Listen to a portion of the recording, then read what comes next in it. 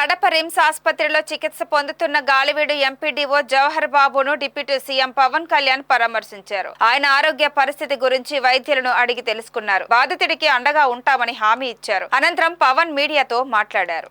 Galiveedu MPDO Jawahar బాబును అమానుషంగా కొట్టారని అధికారులపై దాడులు చేయడం వైకాపాకు కొత్త కాదని అన్నారు. ఆధిపత్యం, అహంకారంతో అధికారులపై దాడులు చేస్తే ఎలాంటి శిక్షలు పడతాయో చూపిస్తామన్నారు. ఇది కూటమి ప్రభుత్వమని, వైకాపా రాజ్యం కాదని అన్నారు. వైసీపీ అహంకారాన్ని ఎలా అణచివేయాలో తెలుసన్నారు. అధికారులపై దాడి చేస్తే తోలు తీస్తామని సీరియస్ గా వార్నింగ్ ఇచ్చారు. కాగా పులివెందుల నియోజకవర్గంలో ఓ రైతు కుటుంబం ఆత్మహత్యపై పవన్ స్పందించారు. ఆ ఘటన బాధాకరమని, దీనిపై విచారణ జరుగుతుందని తెలిపారు. 2 రోజుల క్రితమే ఆ రైతు తన భూమి మ్యూటేషన్ పెట్టుకున్నారని, ఈ ఘటనకు దారితీసిన పరిస్థితులను తెలుసుకొని చర్యలు తీసుకుంటామని చెప్పారు. ఎవరిని రానివ్వకుండా గడిపెట్టి మరి ఆయన అమానుషంగా దాడి చేశారు. నువ్వు ఎలా వస్తావు ఇక్కడికి? ఎవరో వీళ్ళు చెప్పిన మాటలకి తొత్తులు కావాలి వీళ్ళకి. ఈ రోజున నా దృష్టిలోకి వచ్చింది, ఇది మొదటిసారి కాదు. గతంలో ప్రతాప్ గారి మీద దాడి చేశారు, శేఖర్ నాయక్ గారి మీద దాడి చేశారు, శ్రీనివాసులు రెడ్డి గారి మీద దాడి చేశారు. వీళ్ళకి కులం ఎక్కువ తక్కువ లేదు, వీళ్ళకి అహంకారం నడినెత్తి మీదకి వచ్చి కొట్టుకుంటా ఉంది. అహంకారం తీస్తాం, తోలు తీసి కింద కూర్చోబెడతాం. మీకు ఒళ్ళు ఒక్కొక్కళ్ళకి మీకు ఎక్కడెక్కడ ఉన్నో తెలియట్లా. మీకు అహంకారాలు పెరిగిపోయినాయి. మీకు ఆధిపత్యపు అహంకారంతో అధికారుల మీద దాడి చేస్తే మిమ్మల్ని ఎలా తీసుకెళ్లాలో, ఎలాంటి శిక్ష పడాలో మీకు ఖచ్చితంగా చేసి పెడతాం. మీకు ఇష్టారాజ్యంగా చేయకండి.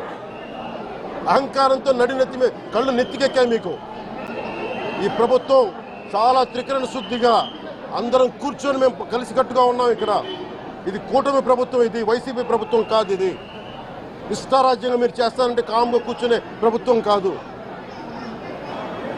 మీకు ఎలా చేస్తే, ఎలా నియంత్రిస్తే మీకు కిందకు వస్తారో మేము చేస్తాం. మీరు గాల్లో విహరిస్తూ ఉన్నారు. 11 సీట్లు వచ్చిన ఇంకా గాల్లో విహరిస్తున్నారు. మొత్తం మీకు ఎలా కిందకి దించాలో మాకు బాగా తెలుసు, చేసి చూపిస్తాం. ఇదే కాదు, ఈ సందర్భంగా ఏ నాయకులకైనా సరే అధికారుల మీద దాడి చేసినా, అధికారులు విధులు నిర్వహిస్తుంటే అడ్డుకున్నా చాలా కఠినమైన చర్యలు ఉంటాయి. ఈరోజు నేను వచ్చి ఇక్కడ ఎందుకు వచ్చాను జవహర్ బాబు గారి దగ్గరికి అంటే, ఆయన ఒక ఎస్సీ ఎస్టీ కులానికి సంబంధించిన వ్యక్తినో వీటి గురించి అని కాదు. ఎవరైనా సరే ఇర్రెస్పెక్ట్ ఆఫ్ కాస్ట్ ఆధిపత్య ధోరణితోటి కనుక దాడి చేసి విధుల నిర్వహణకు అడ్డం వస్తే ఇది ఉపేక్షించే ప్రభుత్వం కాదు. ఎస్పీ గారికి కూడా చాలా స్పష్టంగా చెప్పాం.